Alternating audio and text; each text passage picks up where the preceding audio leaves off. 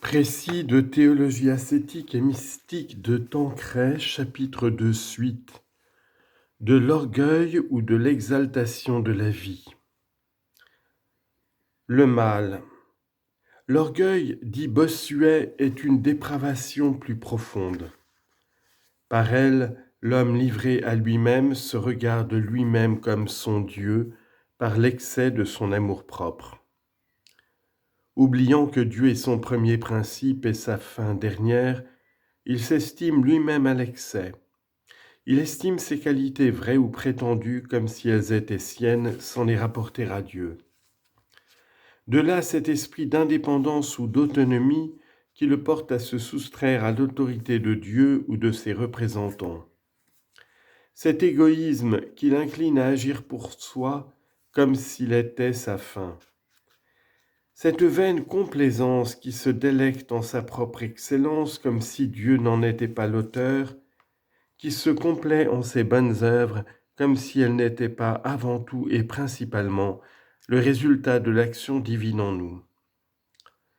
Cette tendance à exagérer ses qualités, à s'en attribuer qu'on ne possède pas, à se préférer aux autres, parfois même à les mépriser, comme faisait le pharisien. À cet orgueil s'ajoute la vanité par laquelle on recherche d'une façon désordonnée l'estime des autres, leur approbation et leur louange. C'est ce qu'on appelle la vaine gloire. Car, comme le fait remarquer Bossuet, si ces louanges sont fausses ou injustes, quelle est mon erreur de m'y plaire tant ? Et si elles sont véritables, d'où me vient cette autre erreur de me délecter moins de la vérité que du témoignage que lui rendent les hommes ? Chose étrange en effet, on se soucie plus de l'estime des hommes que de la vertu elle-même, et on est plus humilié d'une bévue publique que d'une faute secrète. Lorsqu'on s'abandonne à ce défaut, il ne tarde pas à en produire d'autres. La vantardise, qui incline à parler de soi, de ses succès, l'ostentation, qui cherche à attirer l'attention publique par le luxe et le faste, l'hypocrisie, qui affecte les dehors de la vertu sans se soucier de l'acquérir. Les effets de l'orgueil sont déplorables. C'est le grand ennemi de la perfection. Car il dérobe à Dieu sa gloire et par là même nous prive de beaucoup de grâce et de mérite, Dieu ne voulant pas être le complice de notre superbe. Dieu résiste au superbe. Il est la source de péchés nombreux, péchés de présomption punis par des chutes lamentables, des vices odieux, de découragement quand on voit qu'on est tombé si bas, de dissimulation parce qu'on a peine à confesser ses désordres, de résistance aux supérieurs, d'envie et de jalousie à l'égard du prochain. Le remède, c'est d'abord de tout rapporter à Dieu en reconnaissant qu'il est l'auteur de tout bien et qu'étant le premier principe de nos actions, il doit en être la fin. C'est bien celui que suggère saint Paul. Qu'as-tu que tu n'aies reçu ? Et si tu l'as reçu, pourquoi t'en glorifier comme si tu ne l'avais pas reçu ?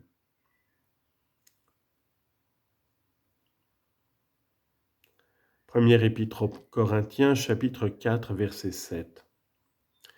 D'où il conclut que toutes nos actions doivent tendre à la gloire de Dieu.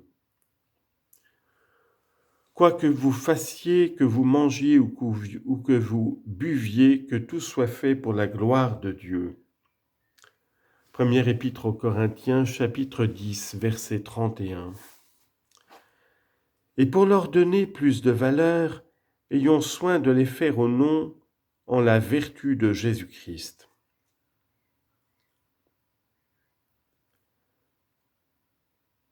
Que tout ce que vous faites, en parole ou en action, soit fait au nom du Seigneur Jésus, en rendant par lui grâce au Père. Mais parce que notre nature nous porte constamment à la recherche de nous-mêmes, il faut, pour réagir contre cette tendance, nous rappeler que de nous-mêmes, nous ne sommes que néant et péché. Sans doute, il y a en nous de bonnes qualités naturelles et surnaturelles qu'il faut hautement estimer et cultiver. Mais puisque ces qualités viennent de Dieu, n'est-ce pas lui qu'il en faut glorifier ? Quand un artiste a fait un chef-d'œuvre, n'est-ce pas lui et non la toile qu'il faut louer ? Hors de nous-mêmes, nous n'avons que le néant. C'est ce que nous étions de toute éternité, et l'être dont Dieu nous a couverts n'est point de nous, il est de Dieu, et quoi qu'il nous soit donné, il ne cesse pourtant pas d'être encore son être, duquel il veut être honoré. Colossiens chapitre 3, verset 17.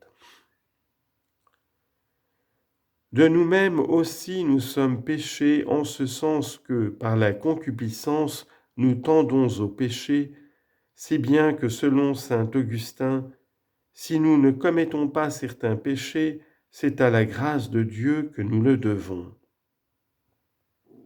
Ce que M. Ollier explique ainsi, ce que je puis vous en dire est qu'il n'y a sorte de péché qui puisse se concevoir.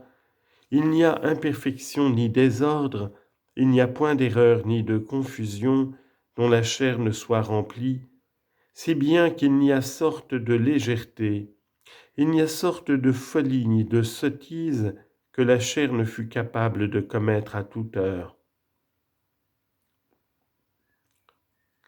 Sans doute notre nature n'est pas totalement corrompue comme le prétendait Luther.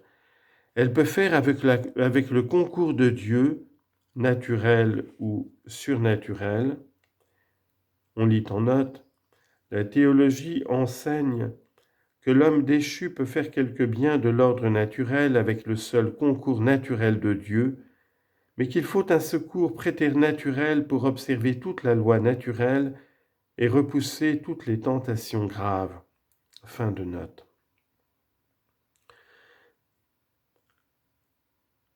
Notre nature peut faire avec le concours de Dieu, naturel ou surnaturel, quelque bien, elle en fait même beaucoup comme on le voit chez les saints. Mais puisque Dieu en demeure la cause première et principale, c'est à lui qu'il en faut rendre grâce.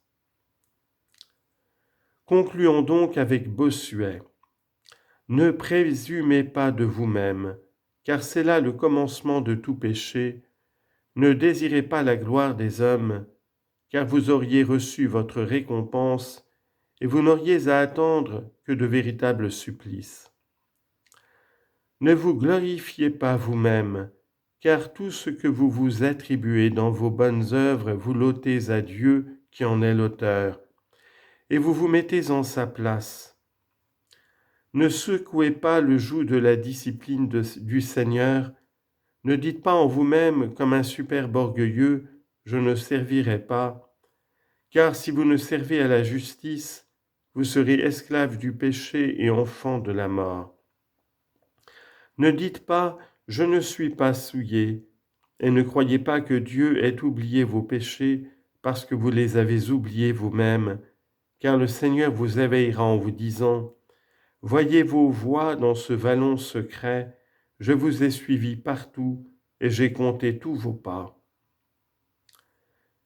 Ne résistez pas aux sages conseils et ne vous emportez pas quand on vous reprend, car c'est le comble de l'orgueil de se soulever contre la vérité même lorsqu'elle vous avertit et de regimber contre l'aiguillon.